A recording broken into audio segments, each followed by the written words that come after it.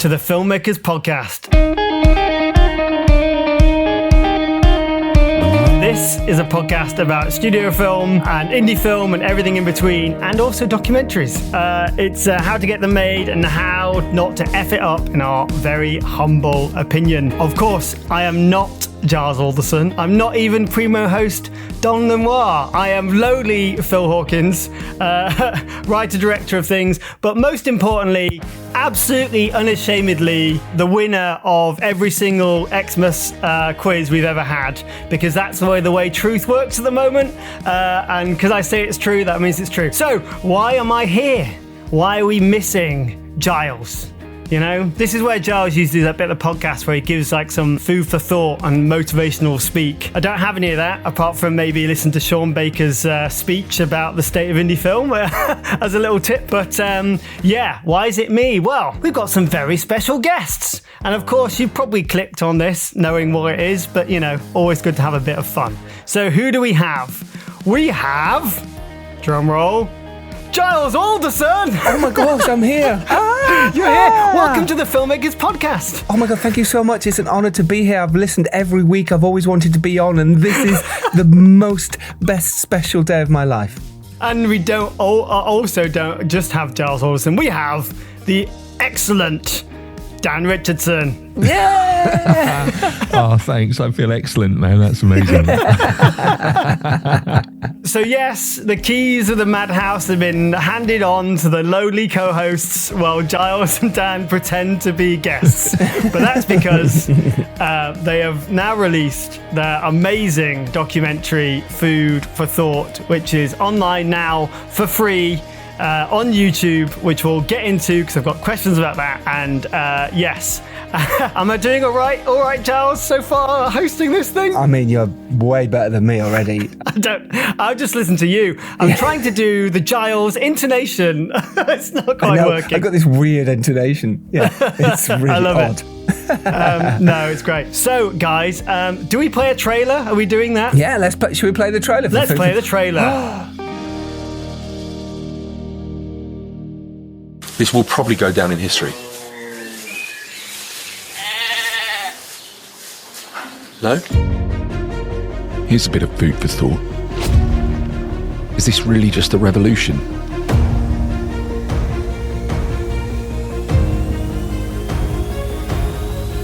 Or something much, much bigger?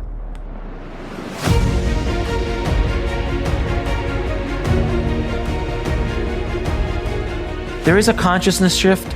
There is a shift in mentality. We would just have a group of people try the vegan diet for a 30-day period and let us know how it was.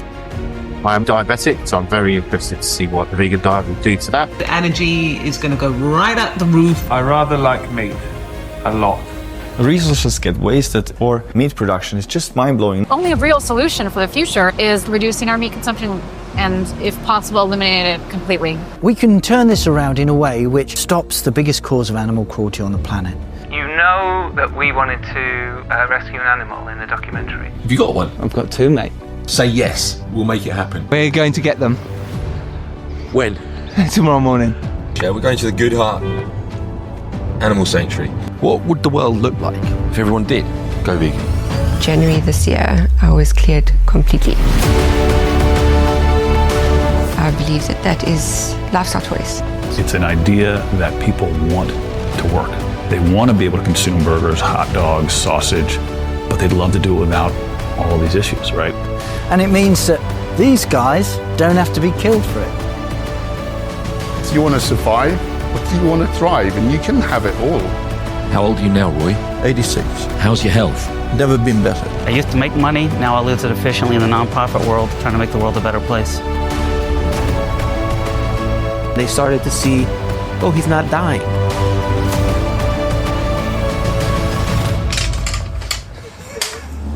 So, it's like a well-oiled engine. What a trailer. Thanks. There we go. That was Dan, by the way. Dan, literally, we were trying to work out how we're going to do a trailer. We're thinking, should we ask someone? And Dan went, I'm just going to have a go. And he pieced together an idea of what it could be, and we talked about it. And then he just sent something to me, and it was pretty much what you see now. And it's fantastic, and it's pretty incredible, really. Considering, we're not trailer editors, it was like piecing together your own work, seeing your own face and editing that, and he did brilliant. Yeah, we'll get into it in a sec. I mean, let's wind the clock back, and I don't know how many years we're winding this back, but maybe you can tell us about, because I think I knew about this documentary before I knew you, Giles. It feels like that way. I don't know. I think maybe I did. Maybe I did. I don't know. Do you know what? You could be right. Wow. But I think we'd either done an early podcast in that first wave of podcasts when, I certainly didn't know what I was doing. But and then, then I donated to the campaign. So, I'm waiting for my truckload of bounty to arrive. Oh gosh, what did at some you point. ask I don't for? know. I can't remember. Who cares? Yeah. But yeah. So can you take us all the way back? How many years it's taken to get to this stage, and also why? I think is the most important thing. Yeah.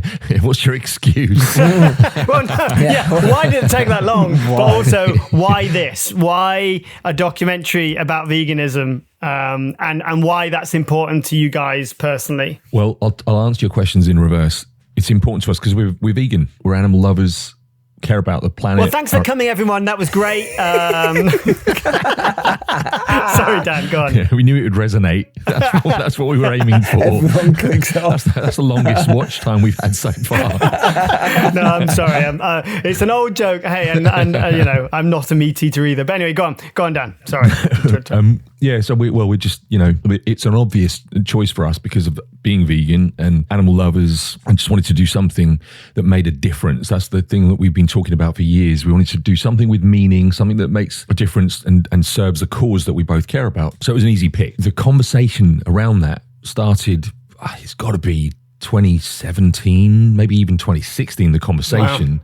Probably we've been talking about it. We've done a few projects together over the years since the first real big project we worked on together was The Harsh Light of Day, in which we were both actors. And brilliant in it, humbly. Playing co-leads, in fact. And the conversation certainly didn't start for a few years, but it kind of over the course of by 2015, 2016, we were talking about what should we do? We've got to do something at some point, because I'd started my journey into filmmaking as well as acting, bought some cameras that I could in theory make my own stuff with. And it was, again, that conversation was always, let's do something with meaning. Let's just wait until we figure out that idea that clicks. And I think the original idea, We've talked about this a few times recently for obvious reasons, and I don't think either one of us can really remember exactly how it evolved into food for thought, other than I had this kind of epiphany one day where I thought, actually, someone else, they can make the film for us. If we just have a bunch of people go vegan for 30 days and then document it with a camera or a phone, send us those videos, it's essentially making the film for us. But we clearly, the film is a whole lot more than that now. But from that foundation, we built the whole idea. And from that point,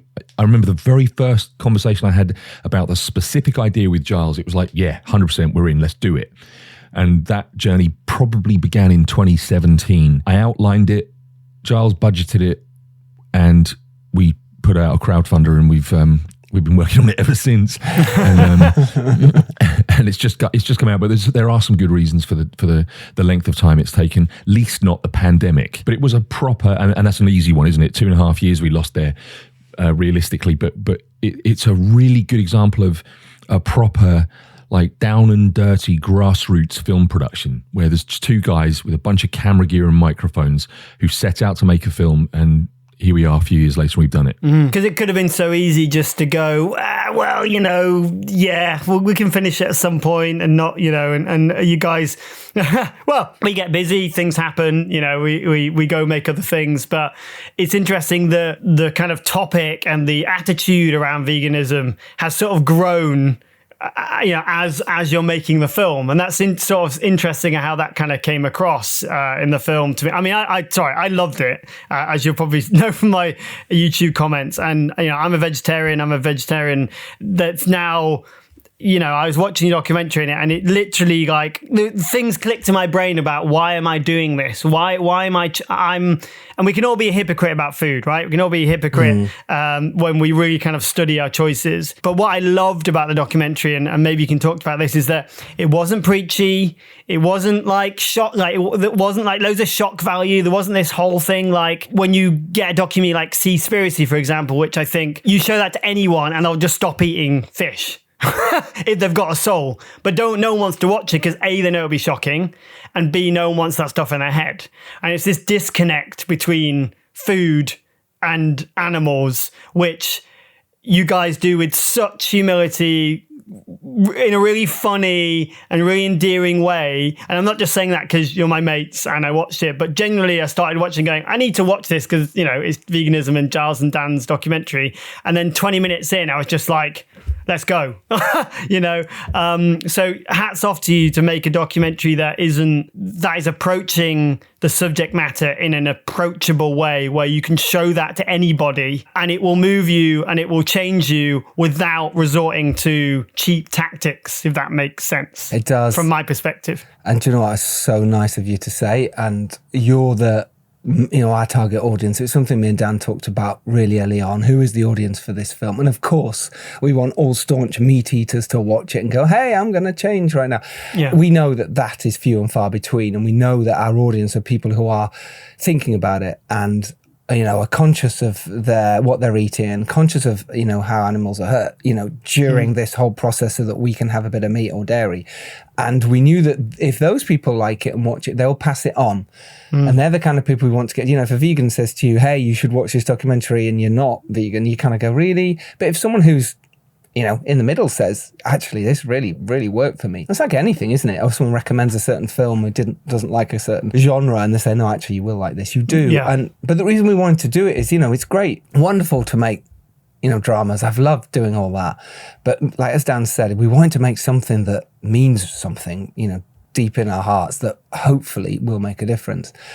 And that's been the challenge, that's why it took so long, is because not only you're trying to piece together stories that you filmed ages ago and stuff that you're trying to make an arc, of a whole documentary and the ins and outs of it, which we can get into a little bit. But it was so important that we told a story that resonated and that was heartfelt, but also was myself and Dan. But that didn't come at the beginning, did it, Dan? It wasn't always going to be me and Dan, certainly not me in the documentary. It just evolved. It just, when we showed early cuts to people, or even the first trailer we made, Dan, when we did the crowdfunder, everyone said it's great, but it's very serious, didn't they, Dan? So we were like, let's flip this up and maybe have ourselves in it a little more. Yeah, and all that's so fun. I mean, you guys together, obviously as old pals, but also just sending yourselves up. And I thought the opening was was very funny. Like, I was thinking, because obviously I know you, so I can see the humor, but I was thinking of people watching this going like, wow, these guys have no clue how to make something for about 30 seconds, but it's fun. It just makes you, yeah. It does. We were slightly worried about that, and I, for one, was the last person to make that. Dan was like, "No, all in, let's do this." And every time but it works though, because you know you're in safe hands after that. Like, it just makes you guys personable. So, do you think the experience of, I mean, obviously, being actors as well, or I don't know whether you call yourself that anymore, Giles, but obviously it's in your soul and DNA, you can do that thing, but also as filmmakers, like drama filmmakers, did that help you inform the way to make this documentary in this way? Oh, for sure. And I have to give it to Giles on as far as the shoot is concerned, and as far as directing it, really wholeheartedly and knowingly directing it. Giles knew what to capture in order for that to happen. So we have him to thank for the fact that we captured what we needed in order to have the choices in terms of where does the narrative take us, where does the story go. But it was really in the edit that we found it. And it's kind of what Giles was alluding to just now about even aspects of the film like the humor, which plays quite a significant role, and for good reason as well, because it is that lets people, it gives people permission to let their guard down. And it tells them from the word go, you're allowed to relax and enjoy this. And that wouldn't fit with a film that is then going to crush your soul with those kind of shock tactics that you talked about. So it's that sort of thing that found its way into the story, or became a big part of the story in the edit. in the very early days when we'd start, even not even necessarily editing it, certainly not beyond anything like a rough assembly, but just thinking, right, what do we got? Let's just review what we've got, and really with a view to thinking, what do we need to do next? What do we have to do on top of that? But it would be that would inform us. Oh, you know what? This would be a nice way to lean it slightly. Let's start to shoot it with that in mind more particularly. And that was really true of the joviality between us. And we're just really lucky because at the end of the day, what we are is two mates who enjoy each other's company and enjoy making films and have a good laugh doing it. So it wasn't like we actually had to do anything. We found this out because of the fact that, you're rolling cameras before you actually start doing the, I've come here because I'm going to talk to this person and all the formal stuff. And without fail, we're going to be goofing around at some point, and that's going to be captured on the cameras and the microphones. And that was that much of an accident. It was just like, hang on, this is the enjoyable part. Let's just chuck it in there, so it wasn't even we had to change anything. It was just now let's deliberately capture it, because all we got to do is just roll the cameras a bit earlier, and it's there. It's so interesting that like leaning into that as. Because I don't think I'd know where to start with documentary filmmaking. I'm very narrative, shot list. I need my script. I need, it's an interesting thing to see that you guys have leaned into that. And for me, that has become almost the key to its success, to make it so watchable. And then when you have certain moments that are really powerful, like, I don't want to do spoilers or not, but there's a particularly powerful moment, with you, Dan, watching something, and it's really moving because, I know you, but it's because we care about you guys, and that feels like expert kind of, drama storytelling, as it were, of like, okay, you've made us like these characters, these people. It's weird talking about his characters. I know these are you people, but what I mean to say is that sometimes the most powerful stuff is when you don't see it. And then when it goes to black, and it was really, that was really quite moving. And I don't really have a bad word to say, and maybe that leans into my next question of like why YouTube? Because this is I'd happily watch this on Netflix, and you could happily see this on those kind of things. And I know you both can have those contacts, and you both released films in that way, and you both could push that and do that. But like, it seems like a real choice to release it in the way you've had. So I wonder whether you could kind of speak to that. Yeah. A little bit. 100%. You know how hard it is to distribute a film, get a sales agent attached, the paperwork, the ball ache behind all that. And what that does, even if you get through that stage, is it puts a paywall behind it. It also puts it in certain platforms that not everyone has. And I think it was so important for me and Dan that people saw the documentary more than anything else. And yes, of course, more eyeballs might get on it if it's on Netflix.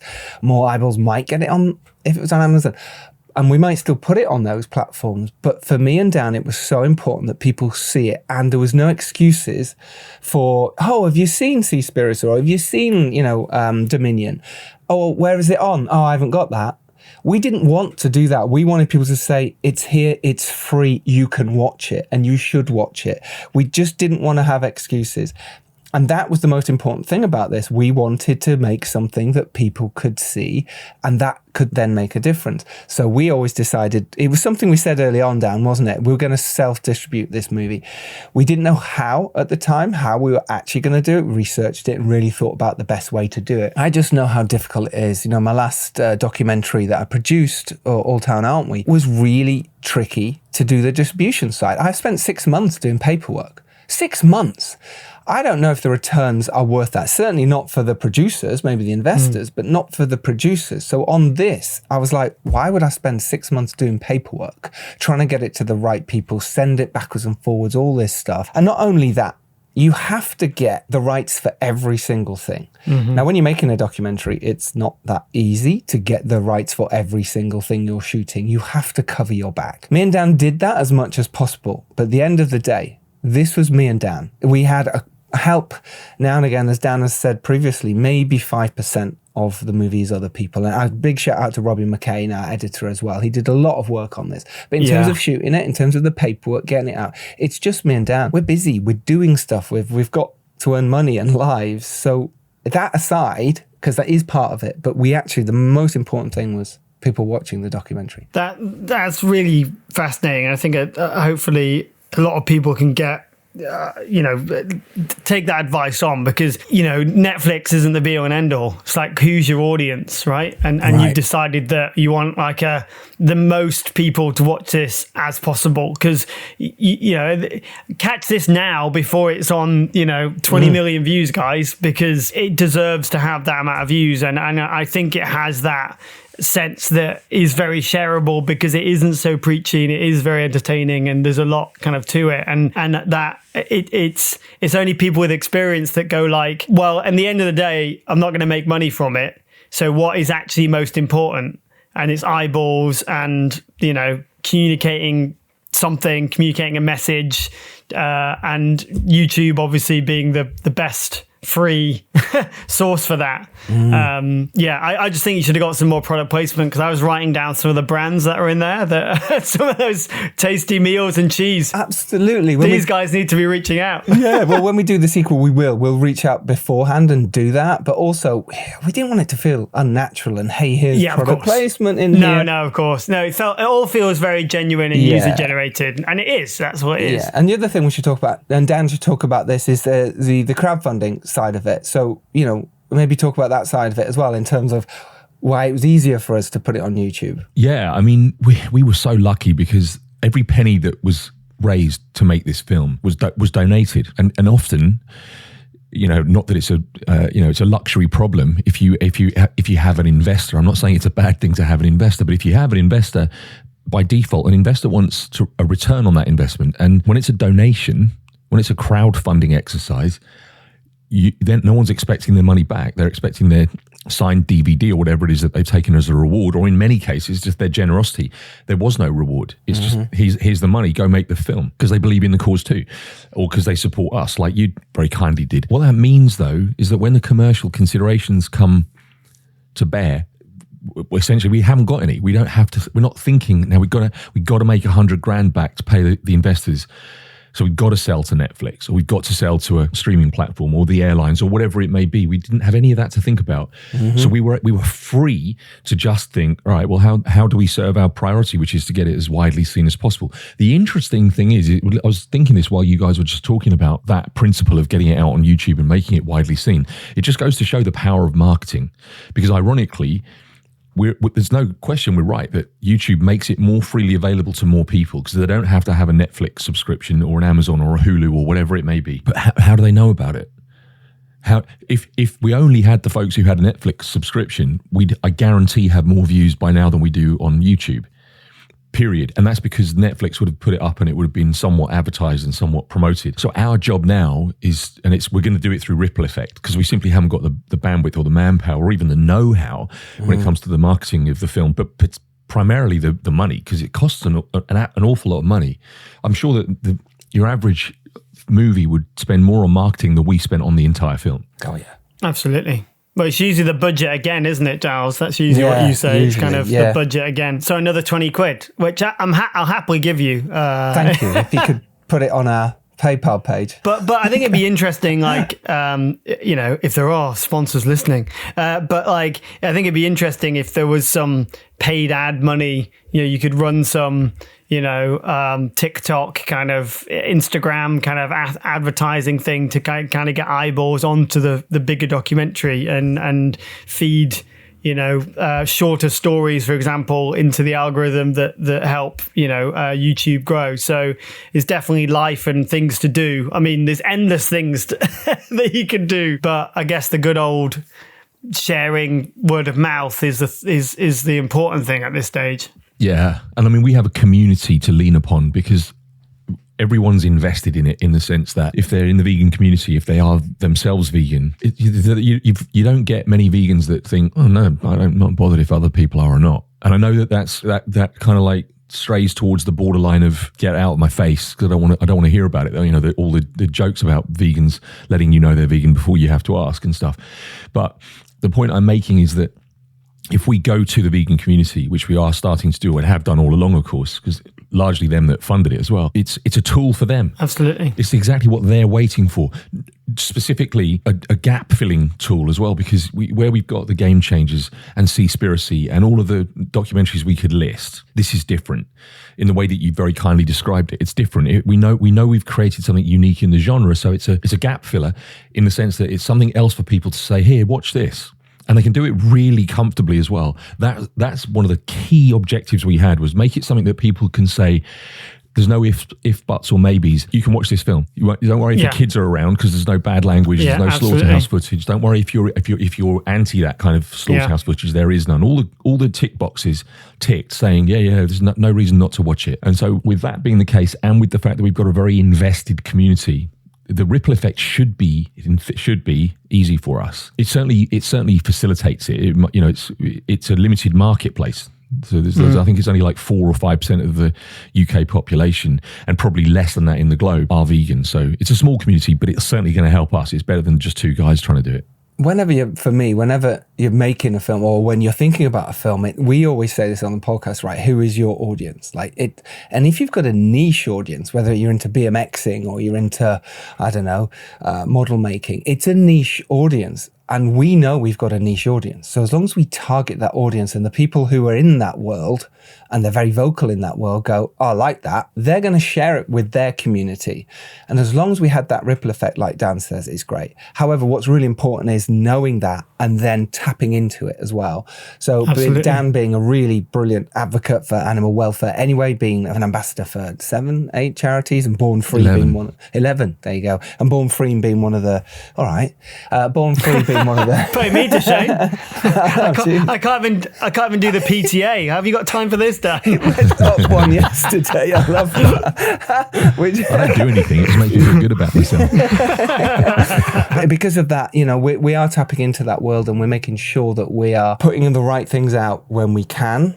And it is hard work because it's been done. But we've also got Strike Media involved to help us with some of the press as well, in terms of the interviews. But there are some vegan podcasts, so you target those. Again, the niche audience. If you've got an action film and you're trying to release that, target the action lovers. Your Facebook, your algorithms there. You're literally going, action film lovers, who likes action films? Well, it's the same here.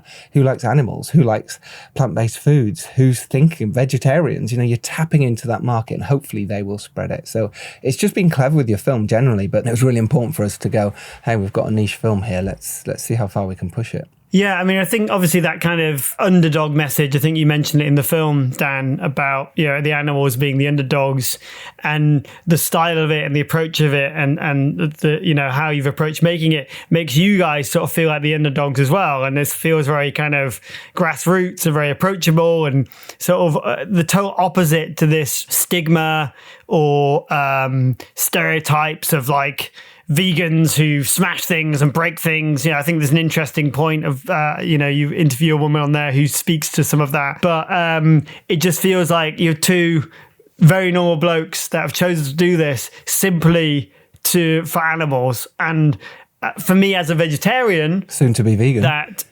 soon to be vegan. There was the first conversation like this morning with my wife. Really? I was like, why is it that we... I don't drink cow's milk, and that was one of my hot topics, guys, actually, because I need some help on oat milk because I can't find one that I like. But, sure. So it was a case of like, but then why do I have milk in something else? Because I can make the choice of getting eggs from down the road or my neighborhood chickens, and I know where they've come from and those animals are already looked after. But then when I'm out and I have a sandwich that's got egg in it, that's probably going to be from the worst egg, thing. Or same with dairy. It's like, I'm sort of being a hypocrite in my own kind of choices slightly.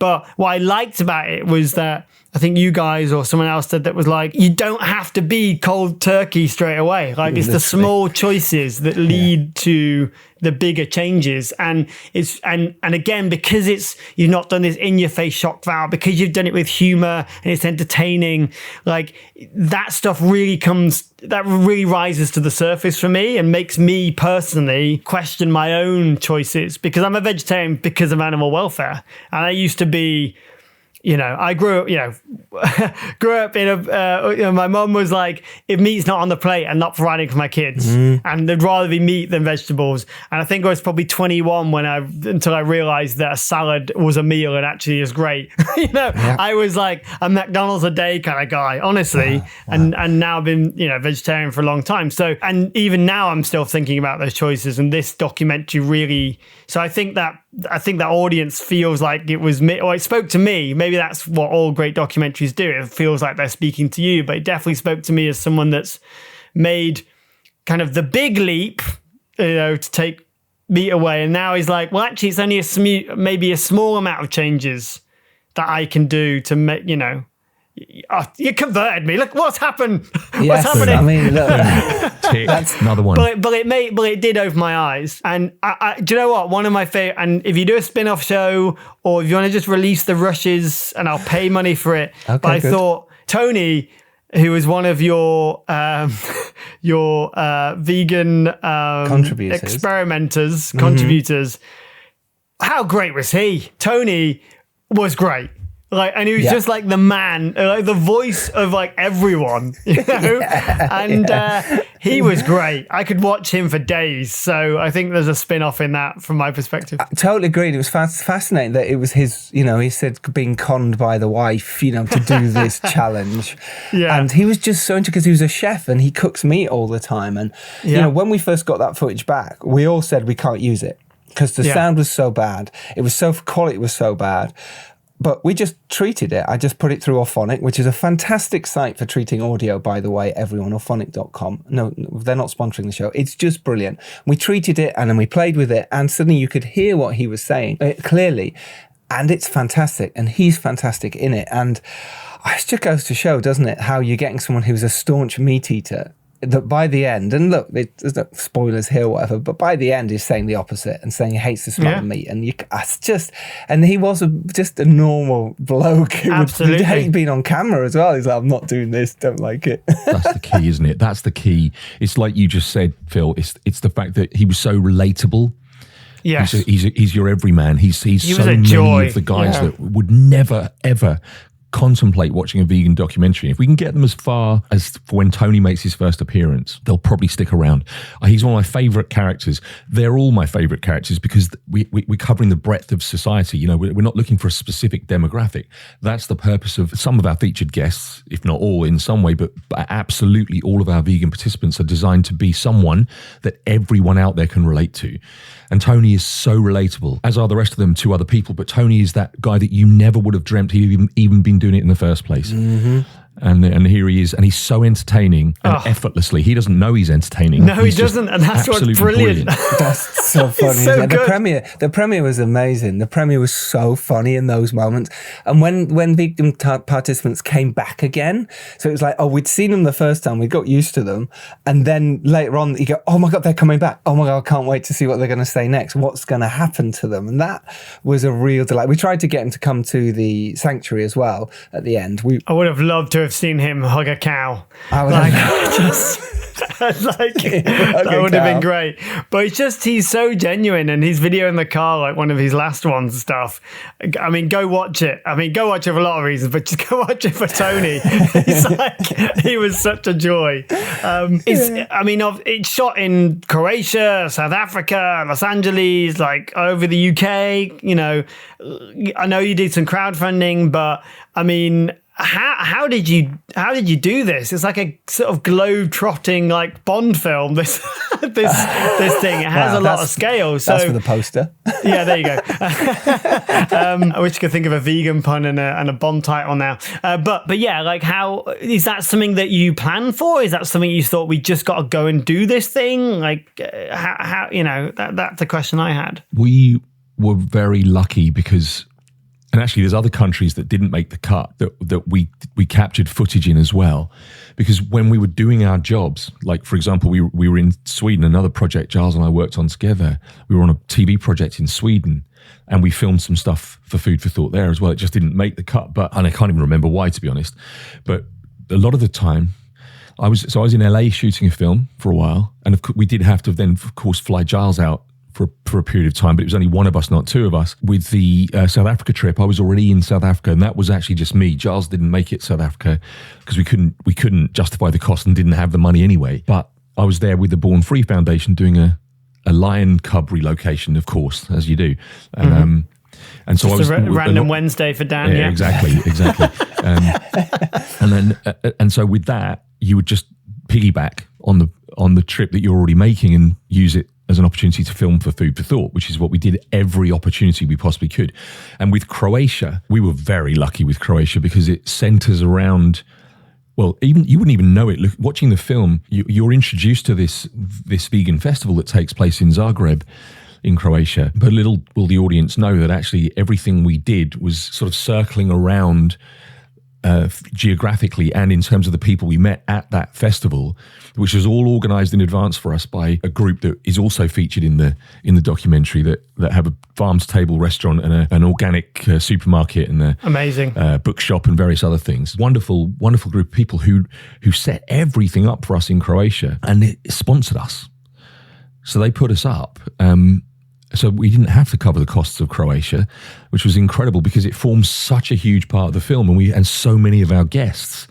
And we were there for the period of, I think, maybe 4 or 5 days, and that throughout that entire 4 or 5 days, it was back-to-back interviews and at the vegan festival capturing more generic sort of B-roll footage. But so other than getting Giles out to Los Angeles, I don't think we actually had a whole lot of our budget going on travel. We planned it, which is just as well because it'd still be unfinished. Yeah, that's just we just planned it like all my other films or projects or documentaries or corporates or whatever the hell I've made over how many years I've been doing this, and we just did the same thing. And when people helped us and organised it, and then we would go, okay, cool. Well, we need about this much time here, then we can get some B-roll footage, we could do this. And we just wrote it all down and we planned it as much as we could, knowing how difficult it was going to be. And then other things just happened, like Mislav, the bodybuilder. That just happened. There was other moments then we got to go to his gym and film with him. And there were some other moments that just happened. There were so many moments that we didn't make the cut as well. You know, if you imagine making a documentary, that's another reason why it took so long. The amount of footage that isn't in there, that didn't make the cut, or characters that, I mean, some were beautiful and made us cry and were in the first versions and kept in, and then eventually we just went, it just doesn't work for story. It just doesn't work for what this documentary is saying. And we just had to, and it hurts to take certain people out, because if they're going to be in the beginning, they kind of need to be at the end, or we place them throughout, and you're like, who's telling this story the most? And yeah, that was it. I think that was really interesting for us to plan it. And then certain things we storyboarded as well. There were certain bits we went, well, we need to get these shots. And I say storyboard, it was me drawing stick figures in the book and going, damn, this is what we need to capture. But still, we planned that in a kind of, okay, if we get this footage, then it'll cut together okay, we'll get this and we'll... So there was a lot of planning behind it, but there was also a lot of, let's see what happens. And again, when we were in the edit, that's when we went, right, we still need to capture this, we still need this, let's put a bit more of this in. Does that old footage, can we slip that in there? And it just took a lot of backwards and forwards with myself, Dan and Robbie, of just going through it and hacking at it for ages. I don't know how you've done it. Yeah. Well, that point I made right back at the beginning about Giles really knowing his way around directing a film going into the shoot. One of the key things I was referring to in that regard is what Giles has just been alluding to. A principle that he applied throughout was we shoot everything and anything, everywhere we're traveling to. If I was picking him up from the station to do a day of shooting, he'd say, get your camera rolling and film me as I come out the station. I'm going to film from the other direction, coming out of the station and seeing you in the car. And I was like, dude, chill out. And he's absolutely right, because that's the gold that ties the story together. It gets us from place to place. That's a huge, huge tip for any filmmaker, is just shoot. Especially a documentary, shoot everything, everyone, every angle. And yes, it's a lot to trawl through, but my God, it's valuable. You need your bits going from one scene to the next. It's so important. I think just generally as a filmmaker, but certainly in a documentary, at the time you think, no, I'm never going to use this. This isn't going to work. But even if it's just a moment of it, you'll be so grateful.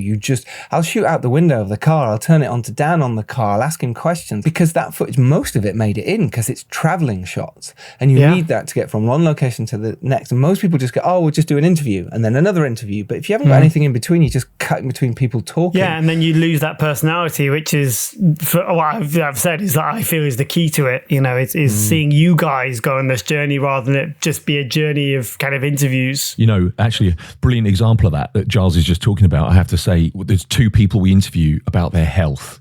Very, very profound health implications of a vegan diet for them. And one of them, not that you'd necessarily know it, one of them's in Los Angeles, one of them's in London.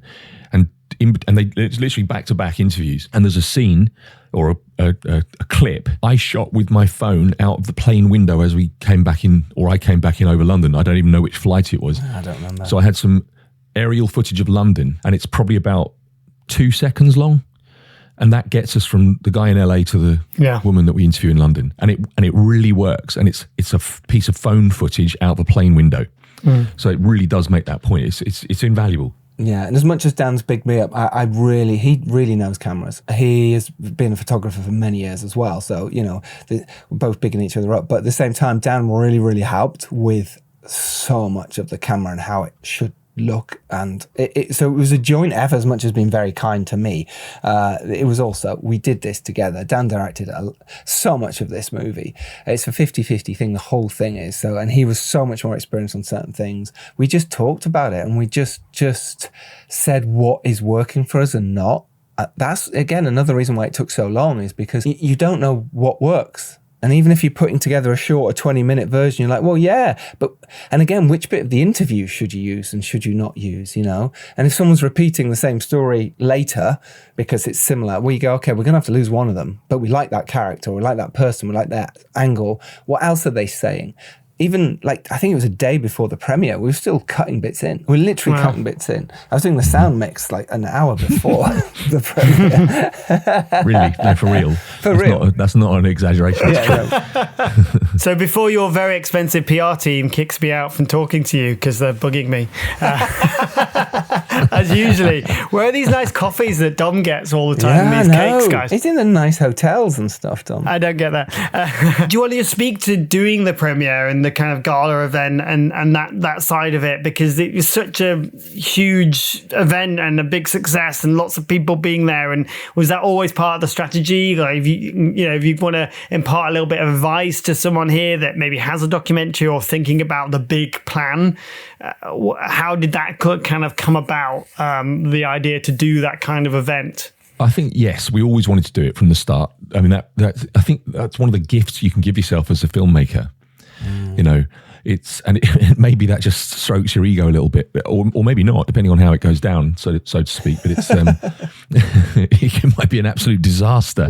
You end up wishing you hadn't done. I've seen those. I've been to those ones. Oof. I've been to a couple, and snuck out. But I think we always planned on doing it. In fact, we did plan on doing it. I know that because we sold rewards in the crowdfunder of sponsorship of the premiere events. We didn't know what they'd be or where they'd be or when or how, but we just knew it was going to be an important part of it. And it's such a celebration of what you've achieved at that point. And so we knew we'd do it. And then the actual logistics of doing it, it was a very unorthodox premiere, if you like, because we hosted it at the Royal Geographical Society, which is not a cinema. Yeah. And the obvious place to host a premiere would be a cinema, but it's an auditorium that seats 700 people, which is actually the epicenter, if you like, in London for the wildlife conservation natural world movement. And so it's a really obvious place to host anything that's anything to do with animals, and our film is. So we decided to do it there quite early on, but my goodness, is it an expensive venue.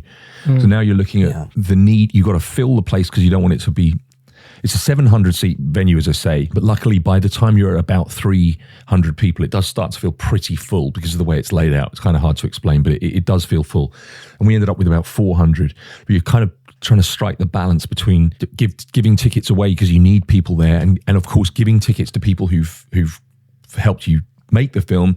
And that's a lot of people, even though they weren't involved in the actual production. There's a whole bunch of people made it possible. And then of course the support group around you that you want there, and at the same time thinking we got to sell tickets. And we got to try and sell enough tickets to break even at the very least, and hopefully make some money, because we actually partnered with a couple of charities for no other reason than we wanted to give them some profit if there was any. But that word of mouth that's come from it, because I heard people went to it, and people that did the live event on YouTube were like, I watched this, I was at the premiere and I'm watching it again, so it definitely had an impact kind of in that way. Yeah, indeed. And my God, it was we were blessed. I mean, you can only do so much, and you can do it all right as well in terms of the logistics and the organisation. And we had a red carpet, we had a step and repeat board. We did the things that you should do for a premiere to make it special. But you can do that, and you don't have any right to expect an atmosphere as such at a film premiere, because it's about the film.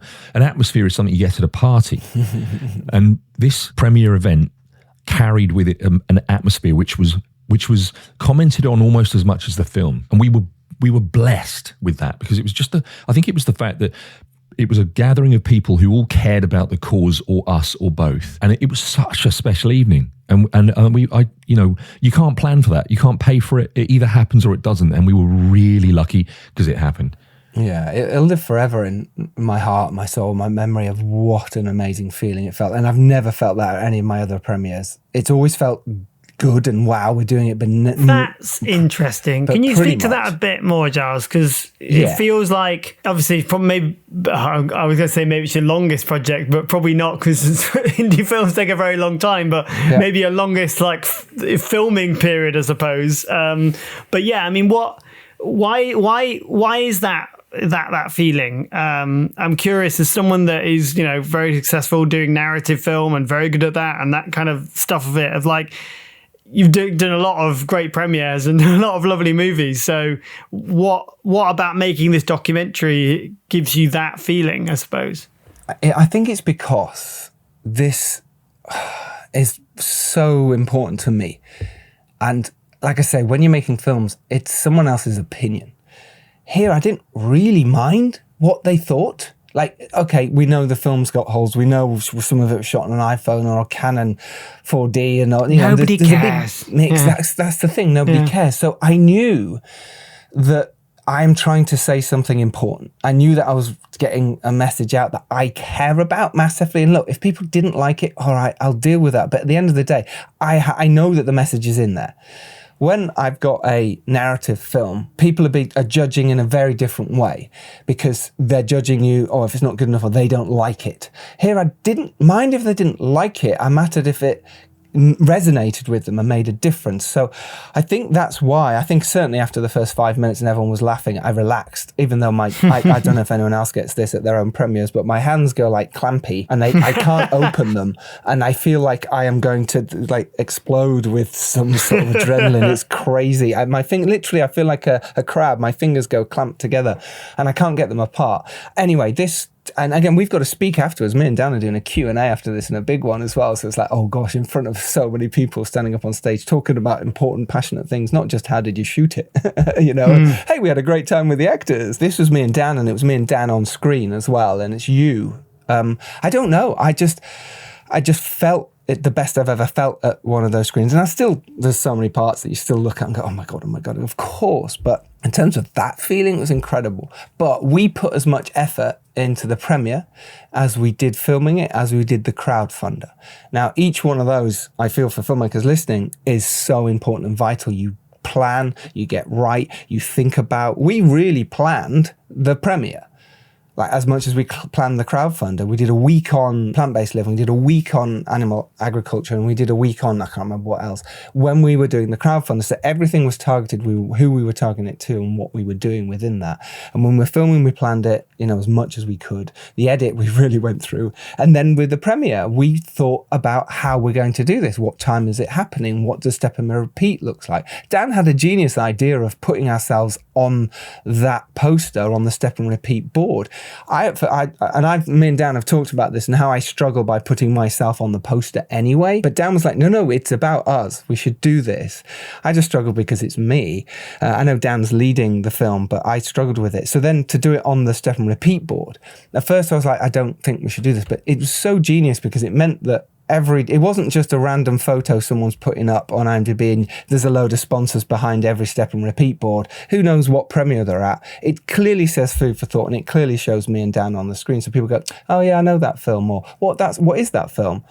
So that was genius and a really clever way to do it. But yes, we really planned the premiere. We really thought about who was going to be there, what time they would turn up, and again, with Stripe Media organising it as well with us, so we could really enjoy it. And I think that was another thing as well. We had a great team so that I could go, oh, I don't have to worry about it.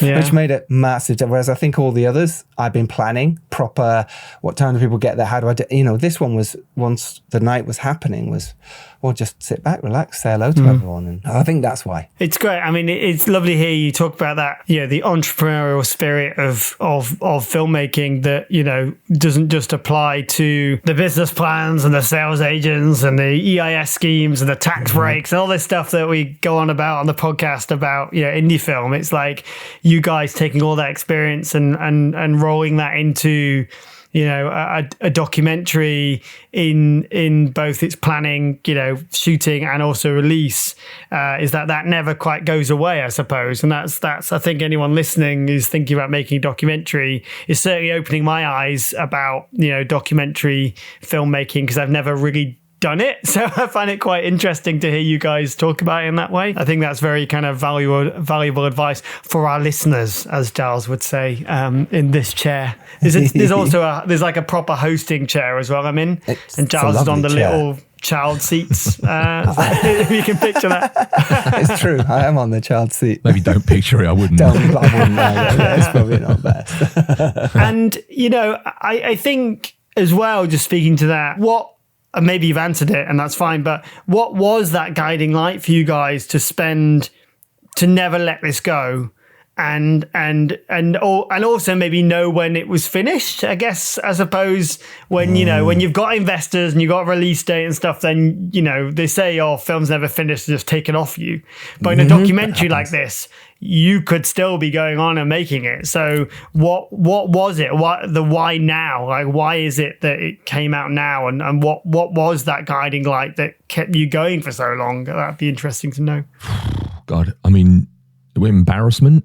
We wanted to make sure we weren't definitely that we couldn't risk being so embarrassed to tell people, and the threat of legal action as well.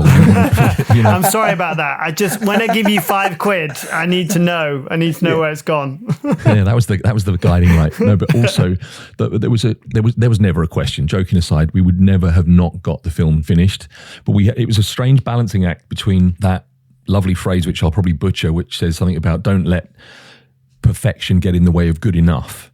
It's a hell of a difficult thing to apply when you're a filmmaker and you're like, yeah, but there's going to be 400 people watching it in one go, and then it's going out on the interwebs and we want 1 million people to see it.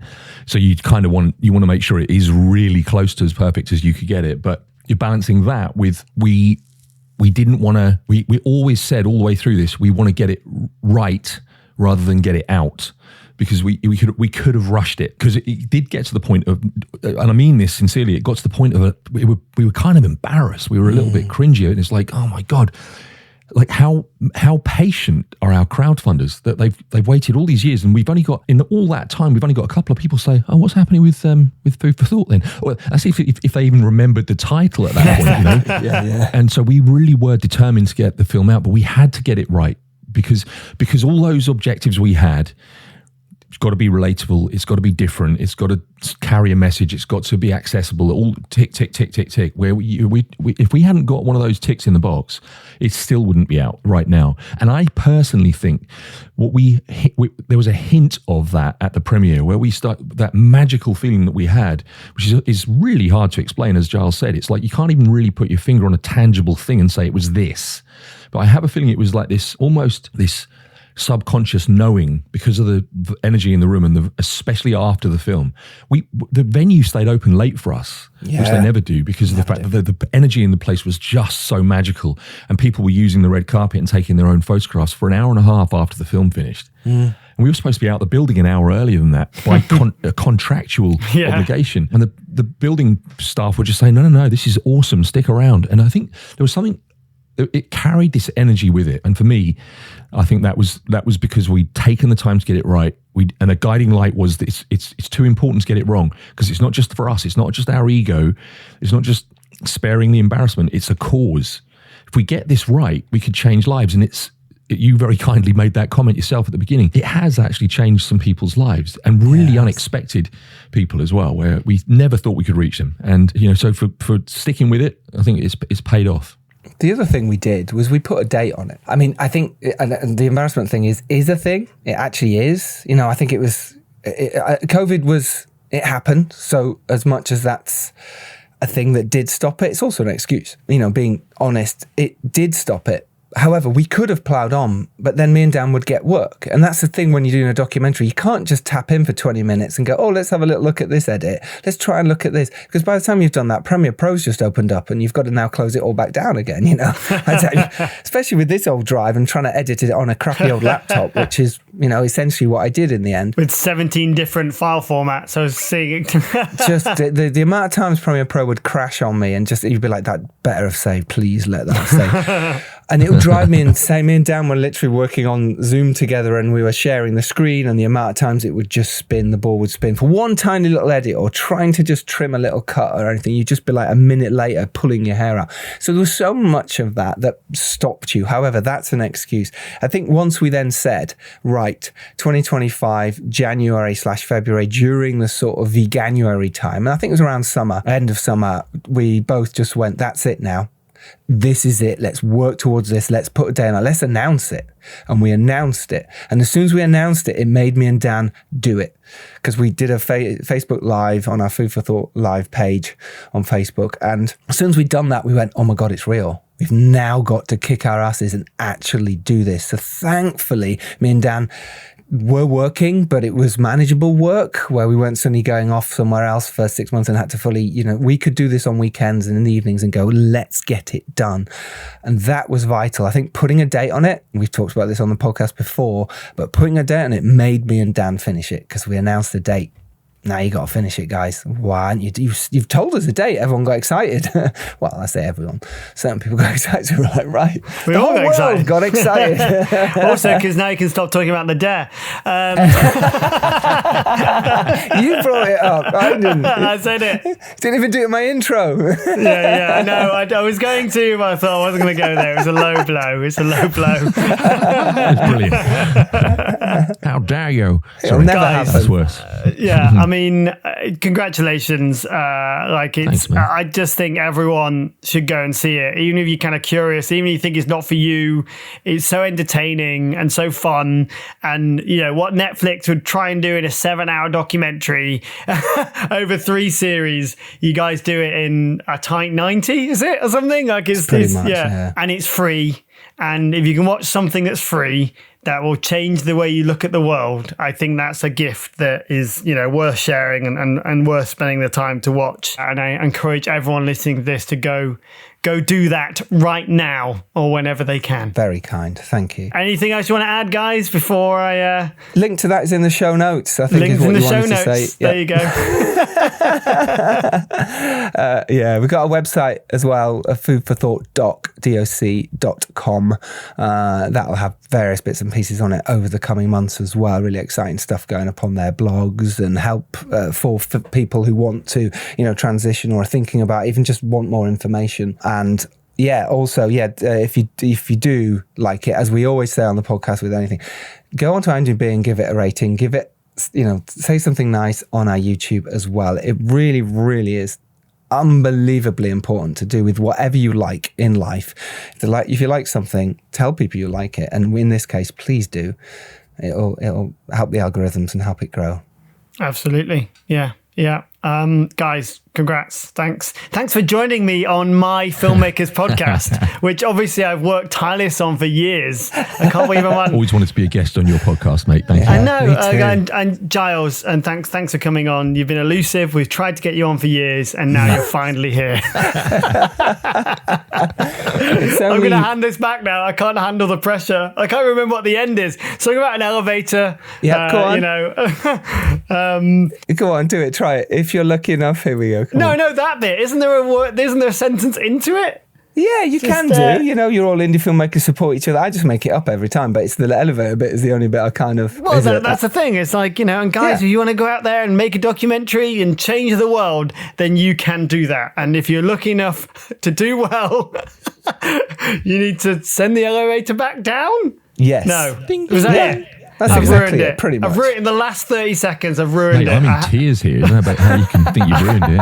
I hand the crown make another back. documentary. I hand the crown back to Giles and Dom. Enough pressure for one evening for me. Guys, thanks for listening, and thank you, Giles. Thank you, Phil. Thank you, Dan. Thank you, Phil. Go watch it right now. Okay. We'll see you next Tuesday, because that was a joke. And we'll see you next Tuesday. Thanks, everyone. Cheers.